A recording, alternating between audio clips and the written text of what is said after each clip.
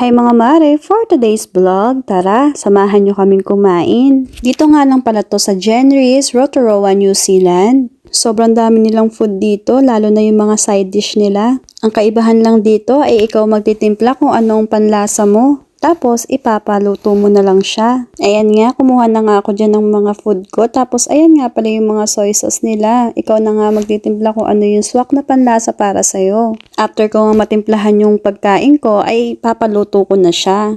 Grabe, sobrang na-amaze talaga ako. Buti na nga lang, konti pa lang yung mga tao niyan, kaya marami din kami na ipaluto. Siyempre, kukuha na rin tayo ng mga side dish nila, yung fried rice nila, yung white rice nila, yan, chicken, french fries, nachos. At siyempre, hindi mawawala ang mga dessert nila. Marami silang dessert dito. May mga salad, may mga sushi, ayan, may mga ice cream din sila doon na hindi ko nga na-videohan. At eto na nga ang ating pinaluto, kaya tara, tikman na natin. Kaya sabi ko sa partner ko, babalikan ko to.